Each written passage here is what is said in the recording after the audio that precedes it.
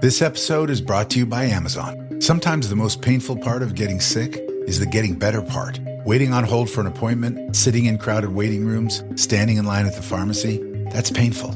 Amazon One Medical and Amazon Pharmacy remove those painful parts of getting better with things like 24/7 virtual visits and prescriptions delivered to your door. Thanks to Amazon Pharmacy and Amazon One Medical, healthcare just got less painful.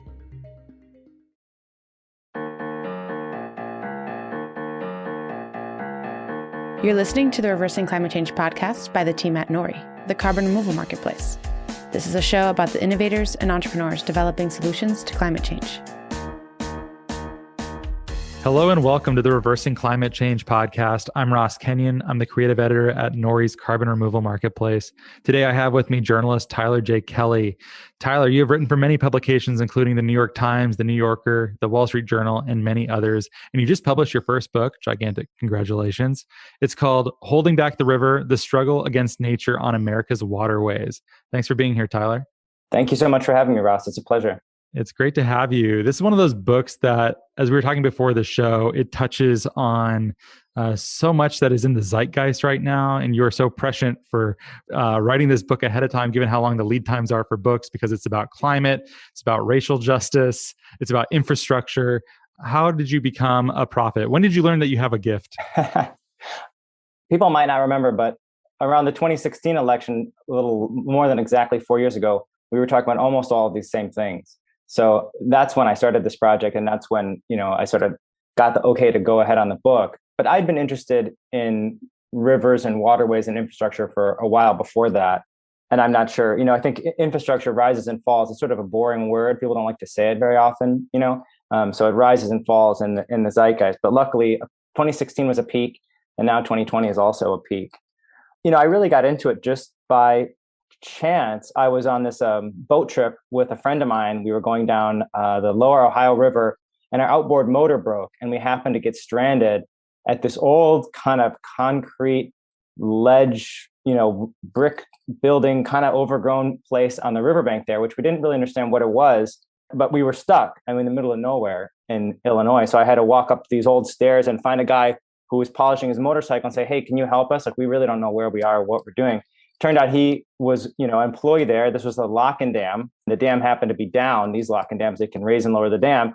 And we ended up staying there for a night and a day. And the guys there at lock and dam number 53 couldn't have been more hospitable.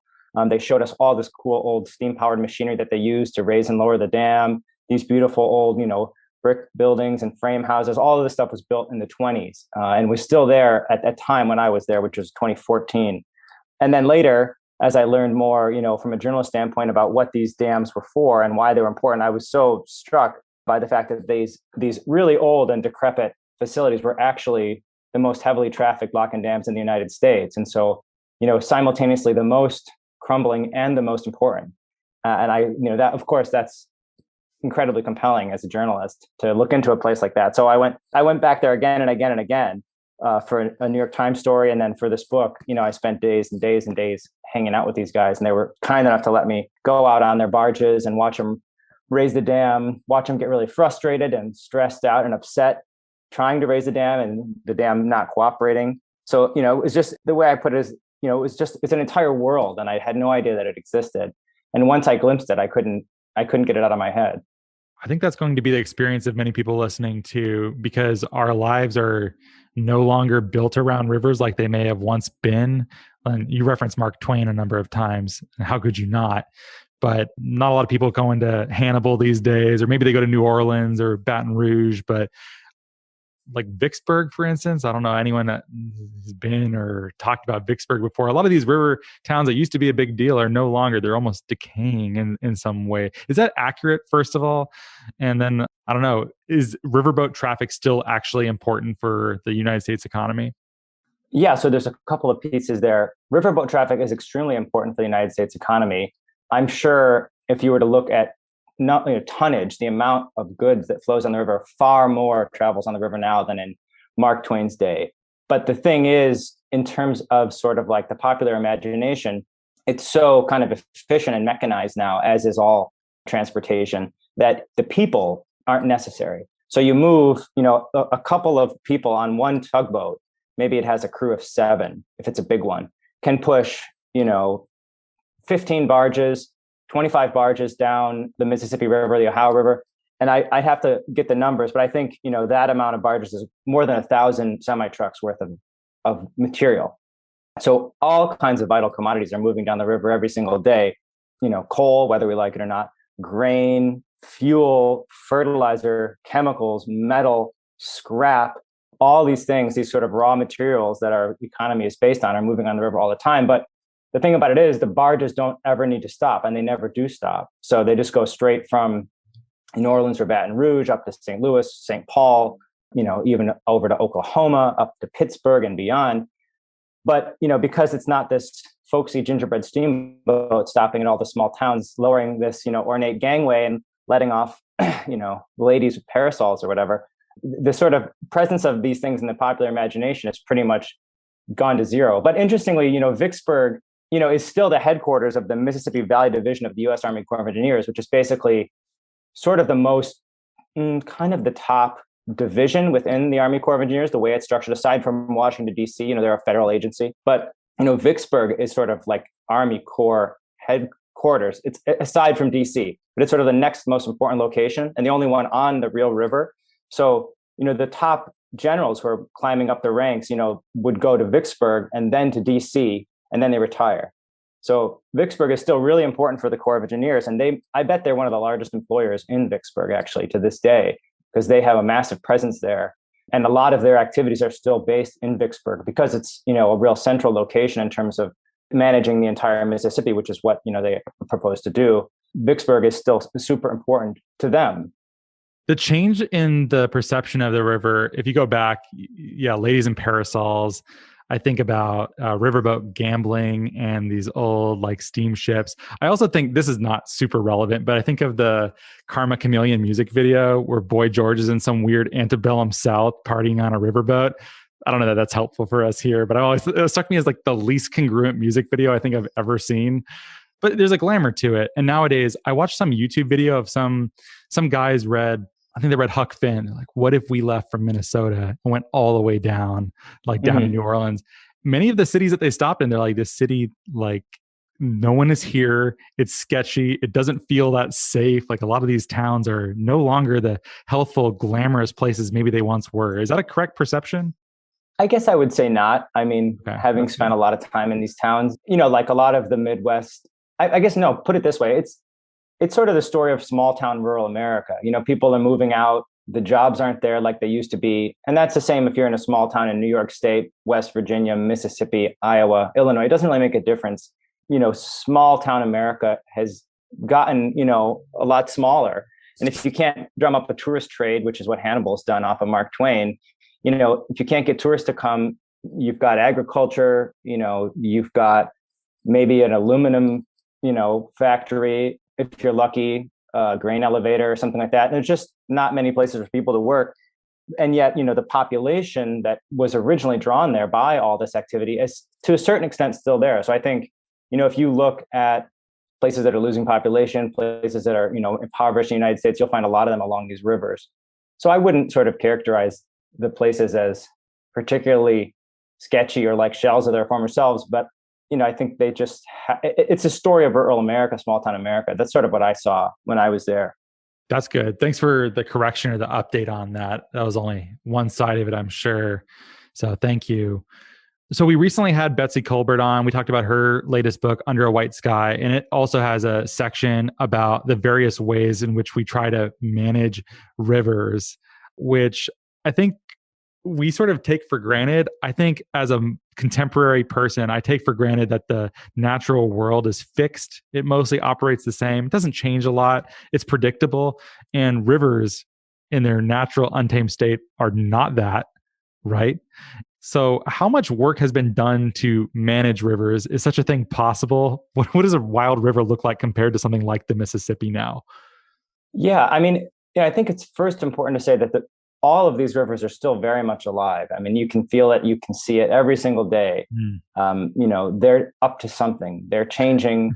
I grew up in Minnesota, which is the land of 10,000 lakes, and a lake is like a static thing. No disrespect to lakes, but lakes don't have this sort of they're not animated, they're not living, they're not morphing and changing in the same way that rivers are. So even the really managed rivers, say the Mississippi, Illinois, Ohio, are very much alive and are always changing and, essentially trying to regain the characteristics that they had before they were, fenced in with levees and blocked by dams, et cetera. So your question is, what have we done? I mean, we've done a humongous amount to try to control these rivers, untold trillions of dollars, starting, from the 1700s when the French built the first levee at New Orleans. I think it's 1717, all the way, I guess the height of sort of the big dam era was 1950s, 1960s. And we were, the Army Corps of Engineers, the Bureau of Reclamation, were building gigantic dams all over the country, from 1717 till then. And then, I think now we're kind of in the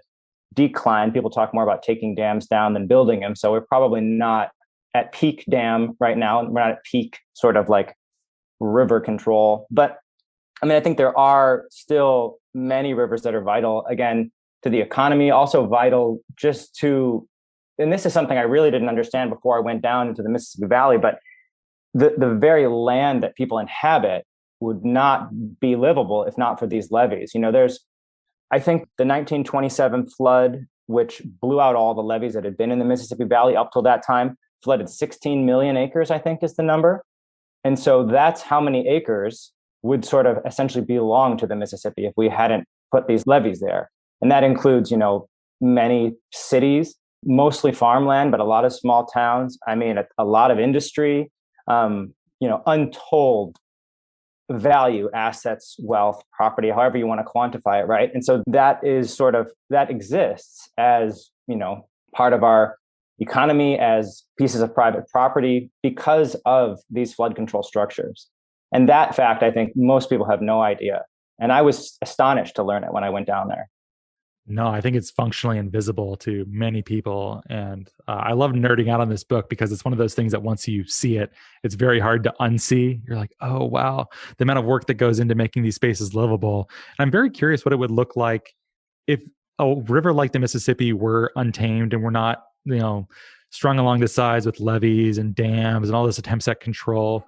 Would we be able to live alongside it? Or how much breathing room would we have to leave the Mississippi so that we were not constantly in peril of floods?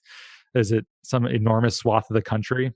Yeah, I mean, it's actually much easier to look at it on a map than it is for me to explain it. But there's sort of a football-shaped piece of land starting at the southern tip of Illinois, actually just north of the southern tip in southeast Missouri, and stretching down, about maybe to Baton Rouge, a little farther. And it widens out in the middle, heading out way over into Arkansas, like towards Little Rock, and way over kind of into towards the middle of Mississippi.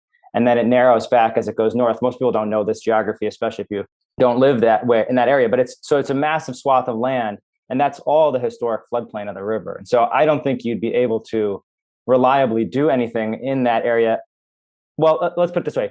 You could farm in that area, because I think flooding and farming can coexist. And that's something that's not, I think, talked about enough, because depending on what kind of crops you want to plant, water rises in the spring, it recedes. By May, early June, you could plant your soybeans or whatever else. You can't plant corn, at least not contemporary corn, the way it's genetically modified, I guess. The way these seeds are constructed, designed, they won't mature fast enough. But you can plant soybeans. You could probably plant a lot of other things too, once the water receded. So I think farming and flooding can coexist, but any kind of structures, any kind of habitation, I think would have to be put on stilts. Most of those 16 million acres, you'd have to move St. Louis, you'd have to move parts of Vicksburg. Memphis, I think, is safe. You'd lose a lot of southern Illinois.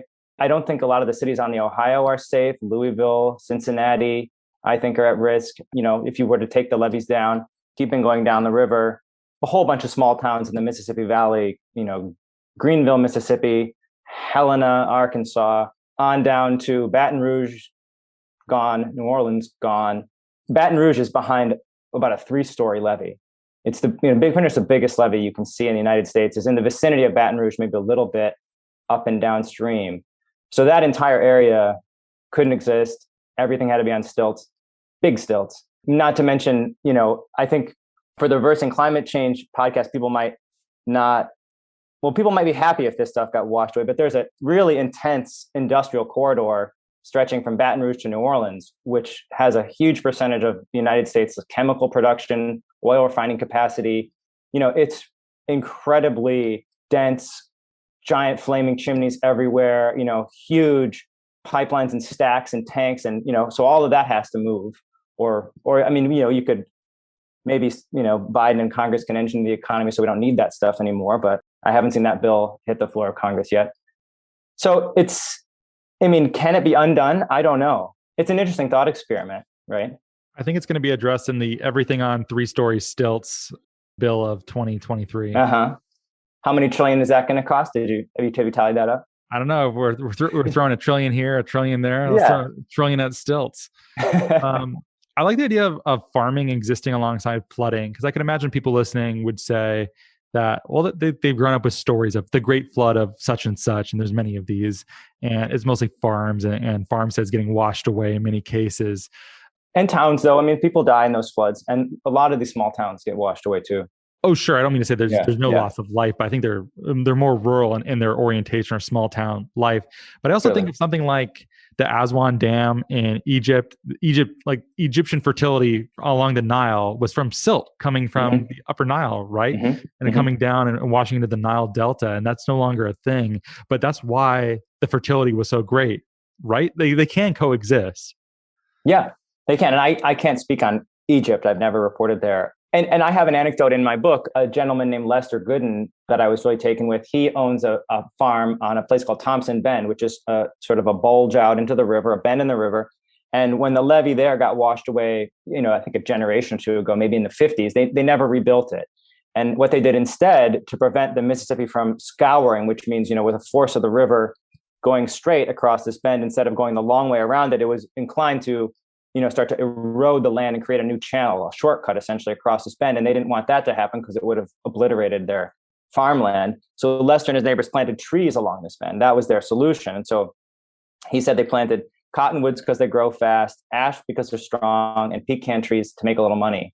And within maybe 30 years, they had, 40-foot trees on this land. And as farmers, they gave up 80 acres out of production forever, which for farmers is a really hard thing to do, to give up productive land and make it non-productive. But in exchange for this, they gave that up. But, Lester tells the story of, again, these famous floods. The flood of 93 was big on the Missouri and the upper Mississippi. And it came through, probably 1 million cubic feet of water per second or more. And it broke some of the trees, but it didn't scour out their land. Instead, I think he said they got 2 inches of new soil. So that process of deposition, of fertility is still possible. And don't get me wrong, there's a levee, back of this piece of land. And that levee is actually the most critical levee in the entire United States in terms of acreage at risk. It's called the Commerce to Birds Point levee, and it protects 2.5 million acres. So, I think most people would agree you don't want to let 2.5 million acres get flooded, but you could do more of what, Lester Gooden has done, allowing the levee to come back and allowing the land to get washed by the flood. And again, this guy, Lester, owns, I don't know, many, many acres, probably over 1,000. And this Thompson Bend property is, for whatever reason, his favorite. He goes there all the time. He loves it. He would take me there every chance he got. And, the crops are beautiful, and he gets really good yields off this land. So it's a fabulous piece of land from a farmer's perspective, but it also can flood. And that's what's, I think, those connections, farmers and environmentalists or whoever's trying to take down a levee or take down a dam, are so often really at odds and can agree about almost nothing and don't even talk to each other. So that's why I think this story is so worthwhile. Could not other farmers imitate Lester Gooden and just plant trees or find ways to slow the water down, or to see the advantage of having a floodway on their property? Or is it just the lack of stilts and other types of planning just make this a political non-starter? Oh, also giving up acreage, also not a popular thing for farmers. Yeah, I think it would need to be, the politics and the approach to the popular will would need to be different. There was a proposal along the Missouri River where they came in after the flood of 2011, which was devastating across the whole middle of the country. But they came in after the flood of 2011, which blasted away all these Missouri River levees. The Army Corps of Engineers Omaha district came down to this certain area and said, hey, your levee's gone.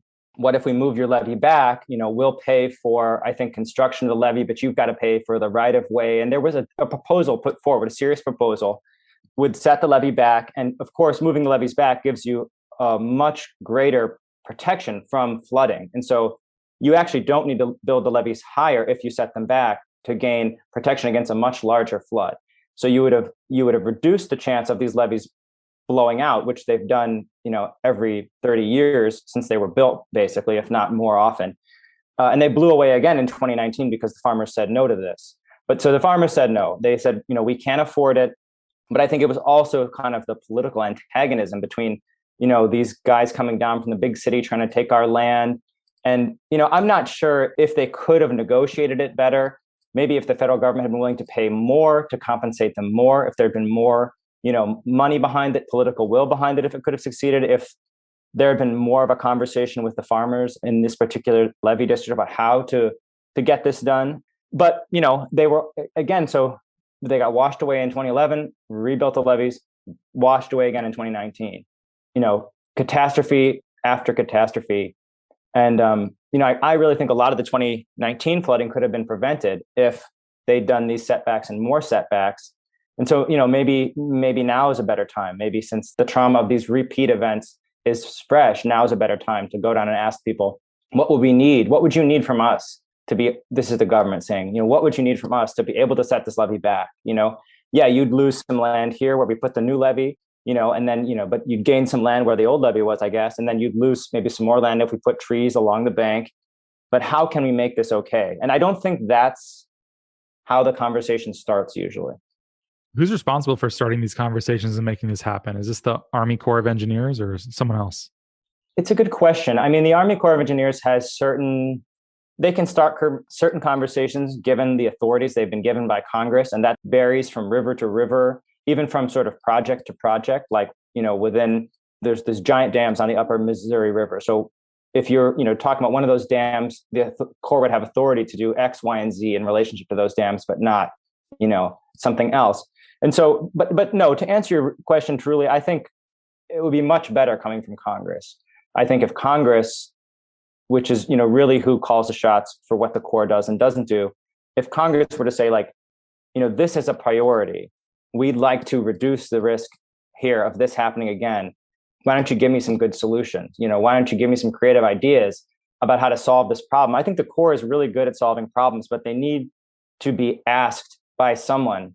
Think of it as like an assignment. Like, here's your assignment, solve this problem, and I don't think that has happened maybe anywhere, at least not that I'm aware of. So, I think it has to do with, again, political imagination, sort of reimagining a lot of these structures, reimagining the relationship to a lot of these rivers. And, again, you can retain a lot of the benefits, a lot of the agriculture, the settlement, the industry, whatever you value, you can retain a lot of that, I think, but you have to start a new conversation, saying, how can we, what do we have to give up? Who do we have to compensate to reduce this risk of suffering these losses again and again and again, which is what's going to keep happening. Really, it hurts my head. I would not want to be in the position of trying to negotiate between all of these stakeholders. It seems like you're asking someone to give something up almost no matter what.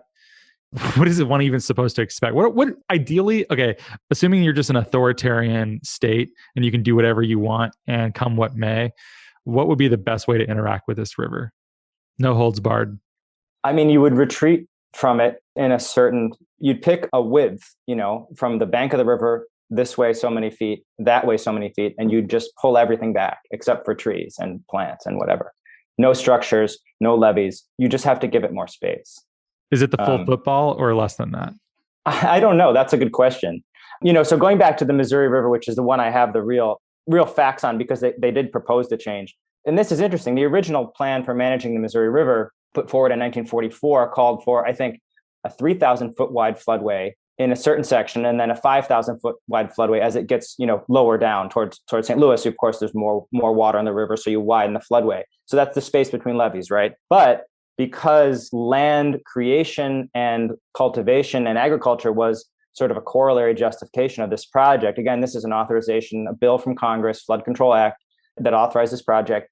The farmers were allowed to start encroaching on this width and building their own levees much closer to the river than the Corps of Engineers thought wise, even in 44, let alone now, right? So even in 44, they knew we should have 3,000 feet here and 5,000 feet here, but they didn't get it because there were so many competing interests asking them to do so many different things with the Missouri River that they weren't allowed to enforce that width between the levees. So the farmers built their own levees much closer to the river. The Corps couldn't really do anything about it because the farmers were being encouraged, by other groups or politicians or whatever to build your levee here, farm this land, be fruitful and multiply. And they studied it. Now, as it stands, there's some spots that are 1,000 feet wide instead of 3, instead of 5. So when you constrict the river like that to only 1,000 feet, of course, the water rises because it can't keep going. It can't spread out. And so you're creating all of this risk in these 1,000-foot wide areas. And that's what the Omaha engineers said when they came down to this part of Southwest Iowa to make this proposal. I said, these 1,000-foot width areas are going to keep blowing up. There's nothing we can do here except move the levees back. And as far as I know, they still got those 1,000-foot widths. They haven't been able to do anything about it. But so it's like a mistake that we knew about in 44 that's still standing there on the ground today. I love the game theory of this too, where if someone upstream of you puts up a levee, you certainly have to, or you're going to get, but then the person downstream is also like, oh no, I have to put up a levee. And then you get to the point where the entire river is constrained by these like levees, more water, none of it escapes now. And it just becomes more and more destructive. I love the logic of it. It's ruthless.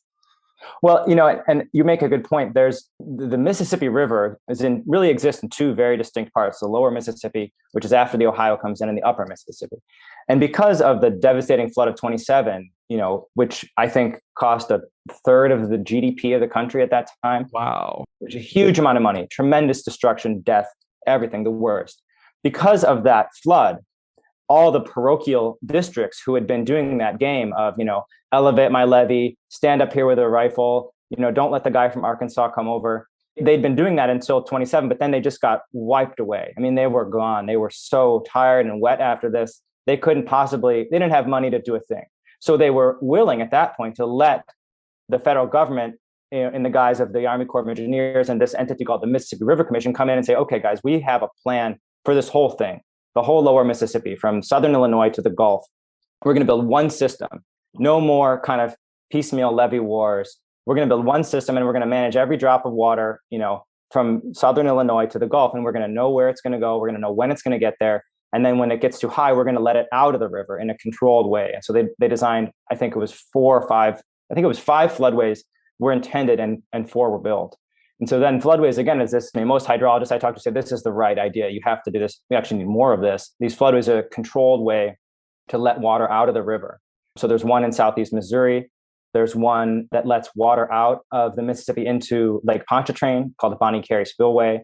And there's another called the Morganza Floodway that lets water out of the Mississippi near Old River Control Structure, which is in northeast Louisiana, down into the Atchafalaya, which is a different basin. So it essentially drains out into the Gulf at a point further west, removed from the Mississippi forever, which, for Mississippi River managers is a good thing.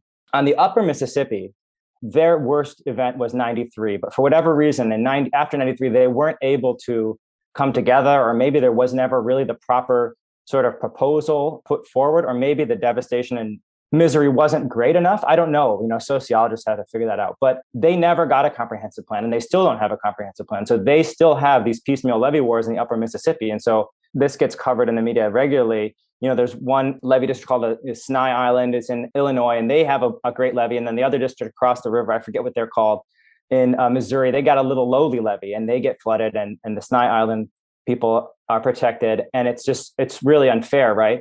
But essentially the way it is now, it's really hard to raise or lower a levee anymore. There was sort of a time to do it when the getting was good, but that time has passed. So pretty much the status on the upper Mississippi is fixed. And so you've got your winners and you've got your losers. And because everyone's bickering, no one's willing to they've put forward plans here and there, but none of them have ever, for whatever reason, been able to happen. So you have a totally different situation in one part of the Mississippi than on the other. And the people on the upper Mississippi would love to have a system like those on the lower Mississippi, and yet they can't put together, again, the popular will, the political will to make that happen. Yeah. Is it okay to understand a levee as the opposite of a floodway? Is that an appropriate way to understand the relationship between these two strategies? I suppose, a levee would hold the river back and flood would let the river in. And a floodway is defined by levees usually, because you don't want the river to go where you don't want it to go. You want it to go where you do want it to go. So yeah, I think floodways and levees work together, or can. But again, sort of the sense of the greater good. There's a really interesting case in 2011 with this place called the Birds Point Pneumatic Floodway, which is the one in southeast Missouri. There was a Black community called Pinhook that had built their homes in this floodway. They had come up from Tennessee in the 40s, the people that started that community. And the way this story is told, at least in this testimony to the U.S. Senate, is that they never had really an authentic choice about where to buy land, because this is still, Jim Crow Missouri. And so they were basically restricted to these marginal floodable acres in the floodway.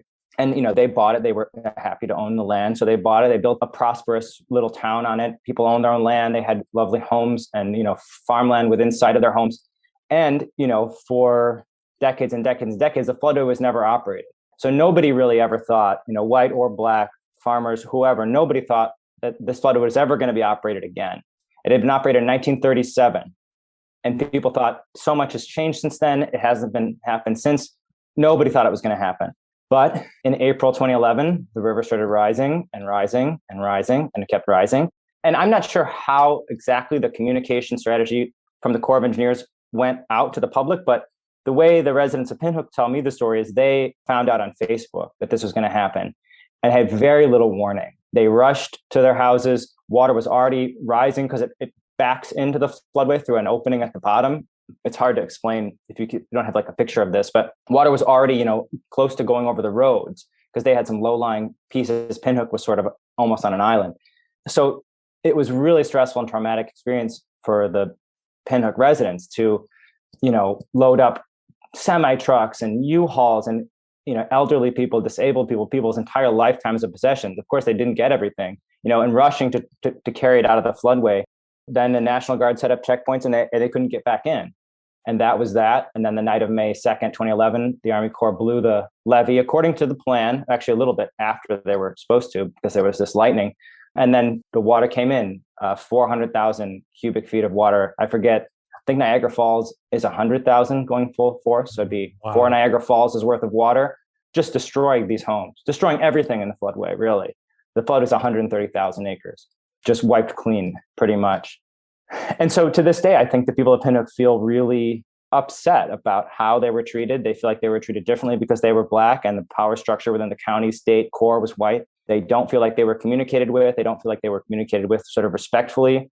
And even after the fact, it took them so long, filing paperwork, trying to get grants, dealing with FEMA to get some money together to build, 9 new homes ultimately on 9 little parcels of land out of the floodway in another city, fairly close. But even that process, I feel like they felt really like they should have been treated better by the United States government, which chose to wreck their houses, and they feel like should have provided them with new houses and should have given them fair warning, assisted them with moving. I mean, every step of the process, I agree with them, was managed poorly. And so interesting moral quandary there is, these floodways, and from a policy standpoint, are important. And from a policy standpoint, you're going to want more floodways if you're going to manage more risk on these big rivers.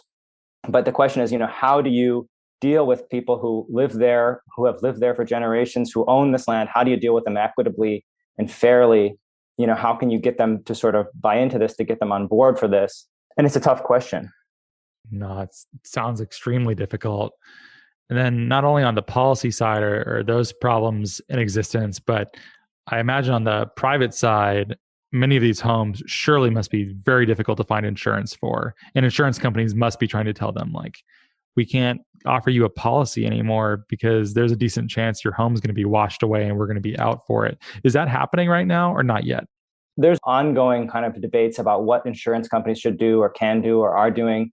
If you have a solid federally certified levee in front of your house, you don't need flood insurance because you are not in the flood zone. Or maybe you need very low flood insurance. I'm not sure, but that's a critical thing. If you're managing a levee, and I talk to a lot of people that manage levees, you negotiate with FEMA and the Corps of Engineers to you want to be accredited federal levee, so it counts as flood protection. So you don't buy flood insurance as if you're in the floodplain with no levee. Some of the people I know are probably going to say Tyler's saying this wrong because it's so technical how this stuff goes back and forth. But essentially, you can get a great benefit, if not total pass on flood insurance if you live behind a federally certified levee, and not everybody does. And that's not if you live in a floodway. If you live in a floodway, I think pretty much bets are off in terms of insurance. But you can get insurance if you live in a floodplain, and you can definitely get insurance if you live behind a levee, which most people do live behind levees, or down in the Gulf Coast, a lot of settlements are going up on stilts, and they're really way ahead of the rest of the country on that. After Katrina, you drive down to some of these dead end roads in the Delta, especially west of New Orleans, and almost all the buildings are on stilts once you pass a certain point. How do you see this changing with climate change? I mean, the simple answer is risk increases, right? For hurricane storm surge, if you're talking about the Gulf Coast, sea level rise, and just increased precipitation. So more snow, more rain. And so all of this risk goes up. And again, I talked to some really brilliant people at the Corps of Engineers who said we could do modeling to look ahead and figure out, what's the probability of increased rainfall? What's the probability of snowpack? How will this go up? Where is this water going to go? And once they did that study, they could build a more efficient and more nimble flood control system. But they need the authority. They need to be asked by Congress. It would cost millions of dollars to run these studies. They can't just spend that money because they feel like spending it. So it's not insurmountable. And I think the expertise is there. The engineering and science is not the hard part. But I think it's the political will, popular will, political imagination. And then it has to start with leaders who are interested in solving new problems, who recognize there are problems, who are willing to change things, who are willing to ask questions. And so far, we haven't seen that. It's a good example with climate, but you have a similar example in the book about dams not being built with silt or sediment in mind, which, how does that even get off the ground with such a fundamental aspect of rivers not taken into account? How does that happen? It's a good question. And I think that you've got to assume, again, back in the 40s, or the 1840s or 1740s, people knew about sediment. They weren't dumb. But what I think they did is, what was dumb, is they looked at costs and benefits, and there's an economic model you can use that evaluates costs and benefits out through time. And so if you say, and there's a paper by a guy named Roland Hotchkiss at Brigham Young University, and he studied this. He's, I think, a hydrologist or something. But what the Corps did in the 50s when they were building all these dams and earlier is they said, okay, well, the sediment will fill this reservoir up with dirt basically, and render the dam useless in 100 years or 200 years or 1,000 years. So that problem is not important enough for us to spend extra money now in 1950 to manage such a problem, because it's too far away in the future. So there's a way that and this is way over my head in terms of like economics, but there's a way you devalue benefits like the further they go into the future. And so this guy looked at it and said, basically, for the Corps of Engineers, a benefit more than 30 years in the future is worth nothing. They won't spend a dime now it's called the discount rate, right? Discount, yeah. The discount rate. So they knew that the problem was there, but in 1955, it wasn't worth spending $5 extra million to put in a sediment management system, because if the dam stops functioning in 2055, they didn't care, basically. It's on track to do that, at least this one, and it's on the Missouri River, but it's between Nebraska and South Dakota. Gavin's Point Dam, which is the smallest dam on the Missouri River, is still massive. But from 1955 until now, it's, I think, 30% full of dirt, meaning it has 30% less space for water. And you can see the sort of delta complex taking over the lake, and it's advancing into the lake as it becomes sort of this textbook sedimentary delta complex advancing into the lake. And each time you have a giant flood event like 2019 or 11, they can measure, quarter-mile advancement into the lake of all the sediment, because it happens in blasts. It doesn't necessarily happen 1 grain at a time every day. So the benefits on that lake are rapidly, being diminished. Another side of that is when you fill a lake with sediment, you raise the water table. And so there's all of these corollary costs, if you want to put them in that way. Farmland flooded, towns flooded, federal government's on the hook to buy out the farmland, to relocate the towns. The Santee Sioux Nation owns a bunch of land up there, and they think they've lost about 1,000 acres. And they're thinking about what they can do to it's called a takings claim. You say the federal government took my land without just compensation under the Fifth Amendment of the Constitution. So they're looking into what they can do. Private individuals, have already sued. There's a highway that needs to be raised. And it's just going to keep happening. And it happens on other dams too. If you want to keep going up the Missouri, I know they relocated a whole neighborhood in Pierre or Fort Pierre, South Dakota, which is behind another dam. And so again, there's a short-sighted decision that's made at a certain point in time.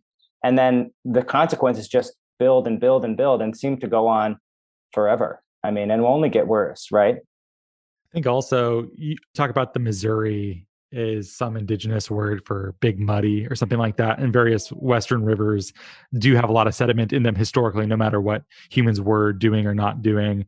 But also we have, given monocultures and how agriculture tends to work nowadays, there's nothing slowing water down. And in many cases, the soil is not very healthy. There's not a lot of water trickling into the ground, slowing it down. So a lot of soil gets washed away. And I imagine that's probably increasing the sediment all across these river systems. Is that correct?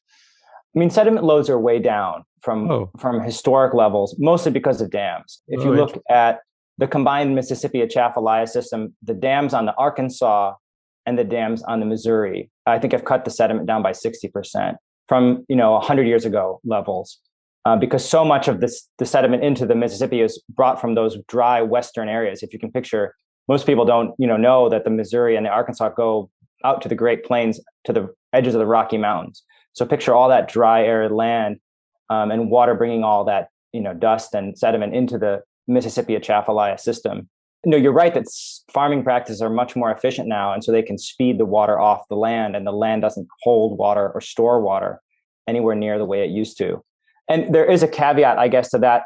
There's some, I think, people who will say that in the Mark Twain days, like 1840, 1860, the river was more cloudy, more full of sediment than any time ever in the past, because they had cut down all the trees on the banks for steamboats, because they burned wood in the steamboats. So they denuded the riverbanks. And so they were just falling into the river like mad. But even historically, scientists have looked at this. You can go back 100 years, 200, 300, 400. There was more sediment in the river than there is now. And it's because of the dams. Is it good that sediment is in rivers? I think you have some case in there about clean water coming out of dams means the water wants to pick up sediment from where it comes out and just scours the river deeper, makes it faster, something like that. Is that what's happening? Absolutely. Yeah, absolutely. No, water has to have sediment. Each stream, depending on its characteristics, has a sediment load, the amount of sediment it actually wants to carry. And it varies from river to river, depending on geology, topography, all these other things. But the Missouri River, since it's at a shallow grade and the bed is alluvial, meaning it's made of sedimentary material, wants to carry sediment. And essentially, it insists on carrying sediment. So if you build a dam and block all the sediment in the river and let only clear water flow over your spillway, the water will immediately start to erode whatever it hits next. And so there are these places, just past Gavin's Point Dam, the town of Yankton, South Dakota, where the riverbed has fallen in some places 10, 11 feet. And so you can go to this landscape. It doesn't look weird at first, but you see the riverbank is this dry ledge way up here. And no cottonwood trees grow on that riverbank anymore, because cottonwood needs to have its roots pretty much in the water.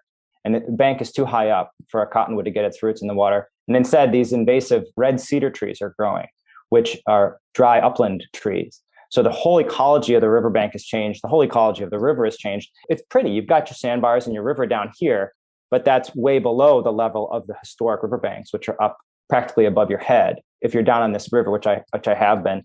And there are also there's other places like around the Kansas City area. Again, riverbanks fallen, the bottom of the river. So the river itself has fallen 10 feet or so. And there's all kinds of, there's all kinds of problems this creates, because you build structures with the assumption that the bottom of the river is here. You build your bridge, you put your water intake for your power plant, for your utility. So there's one utility that I spoke with, Water One. It's just outside of Kansas City. And they actually had to spend their own money, $2 million, to put an auxiliary low water intake in at their plant, and they give water to 400,000 people. And so, that whole system was in jeopardy because the riverbed had fallen so much. And they learned it the hard way during one of the drought years on the Missouri, where they had to put a barge out into the river with a pump on it to get water up to this plant, because their intakes were above water.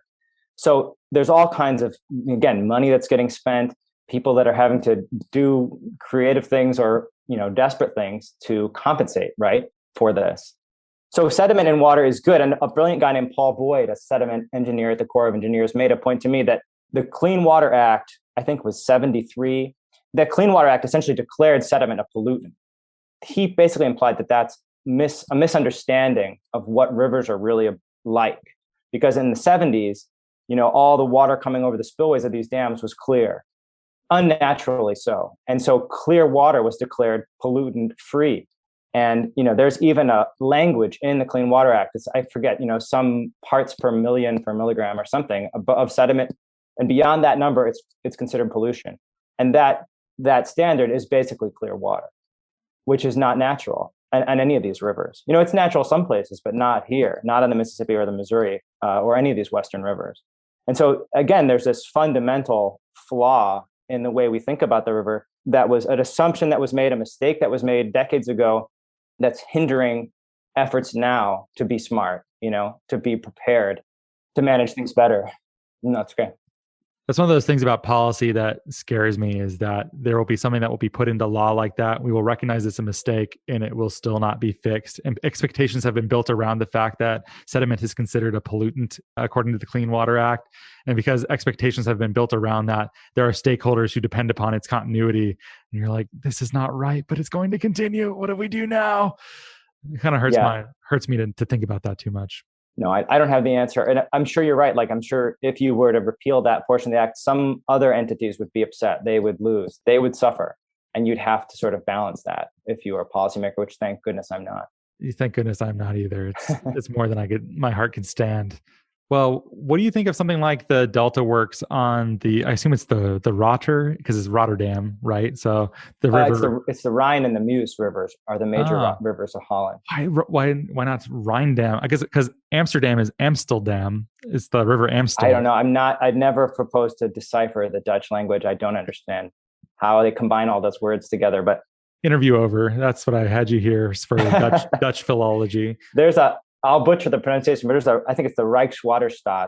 It's the Dutch Army Corps of Engineers. They're brilliant people, and you got to get one of them on here to explain things. I sort of corresponded with one guy from there for my book, but it's fascinating the stuff they're doing there, obviously. Oh, no, it's amazing. But I'm wondering if this is a case of, so for those listening who do not know, Rotterdam, formerly the busiest port in the world before East Asia took off and became the busiest ones. But certainly Europe's biggest port. But as you know about the Netherlands is famously a country of dikes and levees and being underwater and reclaiming land. But this Delta Works is surely the most sophisticated Delta project, anti-flooding control measures in the world. Is this an act of a horrible hubris, or is this like where we should be headed? Should they also be considering a managed retreat, or is this a good thing? I don't want to put a word like a good or bad on it. I think the Dutch are more clear-eyed about the risks that are up ahead than anyone else.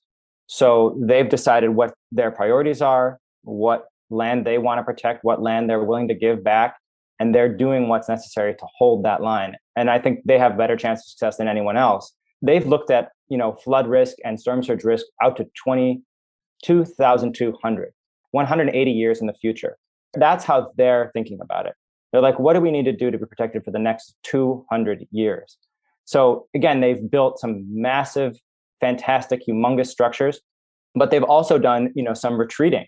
They've moved people out of areas. They've set their levees back. They've reduced risk by this project called Room for the River. I think it's 34 homes removed. I think hundreds and hundreds of acres of land were given back to the river. Some places they're actually digging deeper auxiliary channels. So they're actually cutting the land away to let the river fill that, degraded land. Again, that reduces the risk because you give the river more space. So I think, fascinatingly, after Katrina, that's what everyone tells the story. Katrina was sort of the light bulb over the head moment for the Dutch that, hey, just sort of building taller and taller walls is not going to work. And that's what prompted them to reevaluate their whole sort of flood control philosophy. And they commissioned this new Delta plan, this new Delta commission to study all of this stuff over again, look at climate change, look at the risk. Again, this is 2005, Katrina. So I think the report came back in 2008, and then they started executing it. So since 2008, they have been working on this plan, looking at all this increased risk going up to 2200 and what they can do about it. And some of it is retreating. Some of it is taking levees down, and they're doing that too. So I think they have a fascinating mixture of, build the biggest, baddest structures on the planet. And they've got, again, we talk about risk in the United States. We talk about the 100-year flood or the 100-year storm, the 200, 300, 500-year storm. So they've got protection that's 10,000 year, meaning the event that would flow over that structure, that levee, has a 1 in 10,000 chance of occurring in any given year. Whereas the new system that the Army Corps of Engineers built around New Orleans is 100 year at best because it's sinking. So we spent $14 billion giving New Orleans 100-year protection at best. The Dutch are looking at 10,000 to 1,250 year. 1,200 is like the lowest they go. And the really important settlements, which are right on the sort of North Sea front there, like Rotterdam, have 10,000 year. So they've thought about this stuff. They've spent the money. They've built what they need to build. So I guess I see a combination of retreating and fortifying. That's sort of the way I put it.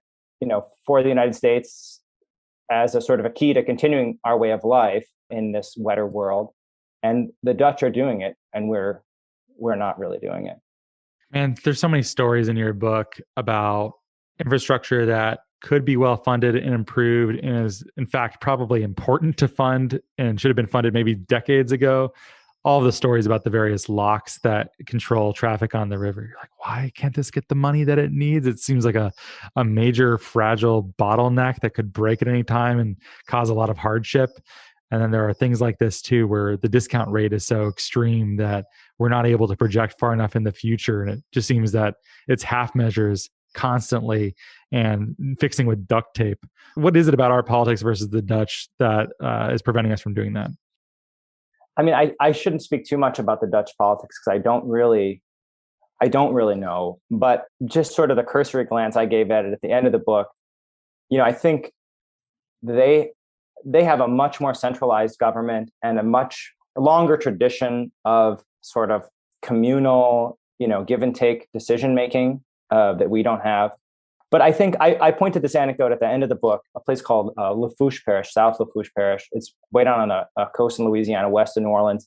And so I think sort of the Lafourche Parish example for me is sort of the American way we can do this. And what happened there is, again, Louisiana has been sinking and sinking. And so they've been facing these risks since, the 60s, 70s. They've seen their land disappear. And so they knew, South Lafourche, in the 60s that, okay, we've had to retreat from this barrier island. We've had to retreat from this town that was, a little bit closer, a little bit further from the Gulf. And now we're here. And we can afford to build our levee around these 4 towns. And so let's do it. And they raised some money. They got some federal money, and they built that levee. So they made this stand, and they said, you guys over here, we can't afford to protect you. These houses are abandoned. This town is abandoned. And the gentleman I spoke with there, Wendell Curel, his grandparents had already fled from one barrier island, fled from this other town, Leeville. And so when, he was involved in setting this levee system up and he manages it now, he's personally given up 2 locations his family has lived in, let them go to the ocean, to the storm surge. And, they're just, I think Cheniere Caminada is completely gone. And Leeville is just a collection of still camps and fishing, processing places and boat ramps now. And so the interesting thing, though, I think, is that it wasn't, I think the federal government was involved in this levee, but it was really a local effort. The community, not too narrowly defined, but not too broadly defined, decided we want to protect this area. This is what we've decided. This is what we can afford. And then after Katrina, like everybody, they wanted to raise the level of their protection. They wanted to build their levees up. And so they raised their taxes voluntarily twice. And they said, okay, well, this is what we're going to, this is as much money as we can raise. So this is as high as we can build it. Yeah, it'd be better if we built it higher, but we can't afford that. So we're going to be able to, be so protected, and this is enough for us, and we can keep living here for now. But again, they know the risk. They're aware of the risk. It's very present to them, the risk. What Wendell said to me is when they first built this levee system, what they do is they actually put a gate in front of the bayou, which is just sort of a sluggish stream at that point, because otherwise the storm surge will come up the bayou and flood into the house. This bayou is kind of like a narrow river. And so when this system was first finished in the 80s, he would close the gates, meaning the water outside the bayou is high enough to start coming into, homes, and they didn't want it in. They'd close the gates 20 times a year in the 80s. Now in 2018, they closed it 250 days a year. So that's how much the land has sunk. That's how much the sea has risen. So if they hadn't built this system when they built it and raised it when they raised it, the whole area would be uninhabitable. The water above average high tide would be water in people's homes. No one would be able to live there. So I think that's an example of constituting a sense of the public good, confront the holdouts, because not everyone wanted to give up land to build the new levee. Some people sued, they had to go to court. But again, after Katrina, Louisiana passed state laws that classified hurricane protection and flood protection as public goods, qualifying for eminent domain. So the law was sort of on the side of building these structures, saying we need to create protection. They voluntarily raised their taxes. They paid their own money for it, a lot of their own money for it. Again, this is a place that voted for Trump by 60 percentage points over Biden in 2020. So it's not about politics. And I don't think it even matters if you believe in climate change or not, because for these people in this place, the risk was present, clear and present. It was existential. So you sort of spend more and you get less in return, but the alternative is to leave. And that's a pretty simple question that, communities can answer, no matter what they believe in or who they vote for. Kind of optimistic, more optimistic perhaps than the rest of the show, but maybe a good model for us to look toward. Tyler, if someone wanted to follow your work, what do you think is the best way for them to do so? Obviously, you want them to buy your book. Yeah, absolutely. I think everything we've been talking about and a lot more is in Holding Back the River. It's available on Amazon from the publisher, Avid Reader Press, and Simon & Schuster. And it's a lot of local bookstores too. Other than that, I have a website, tylerjkelley.com. It's not very active. So probably buying the book is about all you can do. Link is in the show notes if you'd like to do so. And please do. I really liked it. I thought it was a well-written book. It kept me engaged. For a book that is ostensibly about a boring topic, kind of like locks and dams and things that we all take for granted, I found myself really engrossed by it. So kudos on a well-written book, Tyler. Thank you so much. I worked really hard on that. And I hope that it'll appeal. It's designed to be a book that someone who isn't interested in this stuff can pick up and be interested in, even if you don't care about, policy and flooding and all these things. So that was my goal as a writer, trying to write for that type of audience. So hopefully I've succeeded. I think you were successful at it. I like that there's both a strong engineering fascination of these gigantic construction projects and also really strong humane focus on how this actually affects people living there. So I thought it was a nice balance. I can keep flattering you if you'd like. Yeah, I can continue. I'm sure your listeners are getting bored of it, so we should probably give them a break. All right, cool. We can wrap it up. Well, thanks so much for listening. If you like the show, please give us a great rating and review on iTunes or Apple Podcasts. It helps a lot, helps us get great content out to more people. We want to be having these conversations. I imagine you do too if you're listening. And thank you so much for doing so. Have a lovely day.